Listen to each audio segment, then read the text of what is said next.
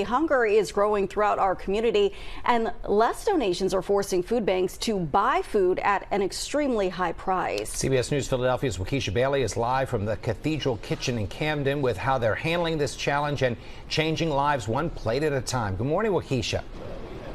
Yeah, good morning, Jim, Jan. You know, we've been talking about inflation and the cost of groceries going up, and places like Cathedral Kitchen, well, they're stretched thin as well, just like a lot of our pockets are. Joining us this morning is Carrie Kitchen Santiago. So, Carrie, thanks for opening up your doors to us this morning. But let's get right to it. First off, what is it that you guys all do? How do you service the community? So our tagline is we use food to change lives, and we do that by providing meals to the community, open to anybody. Provide groceries, hygiene items, other services, help with getting ID, housing, and we also have a culinary training program where we provide training for folks to get jobs in the culinary field. We hire a lot of our graduates, and we also have a catering company that we use to employ our graduates and people from the Camden community, and it helps to fund what we do. Well, we see that your kitchen is quite busy right now. You guys service the community every single day. Can you kind of walk us through some of those numbers, what they look like in comparison to last year? Sure. So we're expecting this year to provide probably about 200,000 meals. That's going to be about a 9% increase from last year, but overall we've increased almost 60% since the pandemic in the number of meals we serve. We've tripled the number of groceries that we give out to the community in the last 3 years, and we've doubled the number of hygiene items. So in 2023, we gave out 80,000 items. That's underwear, deodorant, toothbrushes, toothpaste, soap, and also feminine hygiene products. You know, just hearing those numbers and with the prices constantly going up, how is it that food banks are going to even last in the coming years if things don't change?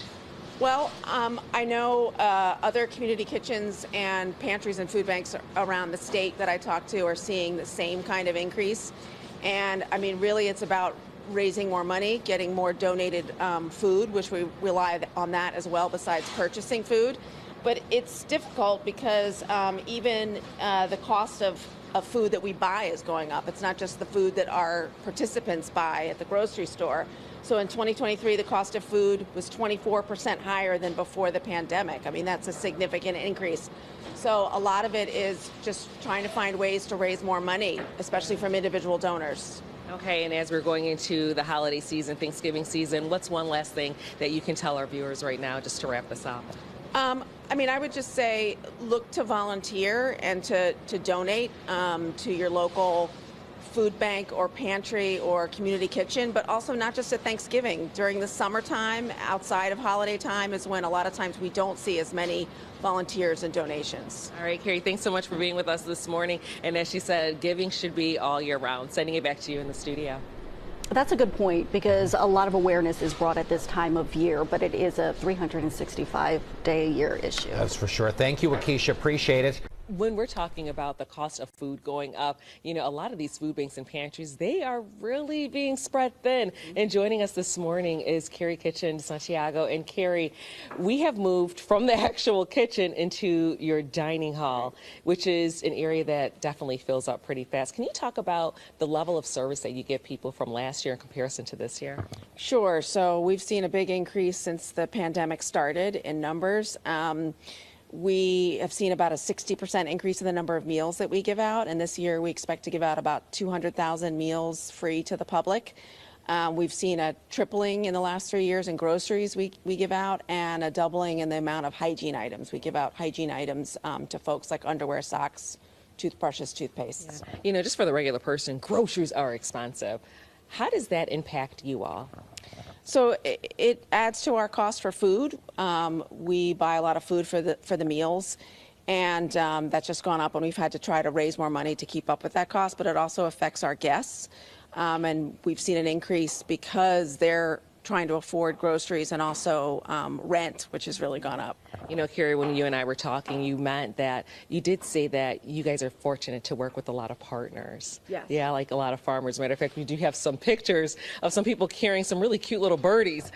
Yeah, so Carversville Farm is in Bucks County, and all the food that they grow, and it's organic, gets donated to community kitchens like us, and so they donate maybe $250,000 to $500,000 worth of food each year, and we use that in our meals. And speaking of food, we see that you guys are also going to be giving out Thanksgiving dinners. Has that changed with the amount of food that you're going to be providing for the community this Thanksgiving? It hasn't. We've done a good job keeping up with demand. For example, sometimes our meals are 750 people. And we'll be serving a traditional Thanksgiving meal, but on the Tuesday before Thanksgiving. And we'll also be giving out Thanksgiving type foods in our market stand throughout the month. But Chef Nye could talk more about. Well, then let's get to Chef Nye now. Chef Nye, thank you for being up with us. You said that you're usually up this early, right? I am. So what is on the meal for Thanksgiving? Oh, well, we're doing a roasted turkey. We're doing a sweet potato, a whipped sweet potato, collard greens, and we're also doing like probably a rice dish. But other than that, like we keep adding as we go. So right now, that's the base of it. So roast turkey. We're doing some nice sweet potatoes that we have from Carversville. We also have some collard greens that we have from Carversville, and we'll probably do a rice dish. And then give them something sweet, of course. We have apple pie, sweet potato pie, who knows? Keep on giving it, all right. Absolutely. Well, thank you so much for being with us. And as you guys heard, you know, it's not about giving just for Thanksgiving season, but it is something that can be done 365 days a year, and obviously donations are needed. Sending it back to you in the studio. Thank you very much, Waukesha. Good stuff going on there. Great to hear about the partnerships that Cathedral Kitchen has produced as well. Thank you.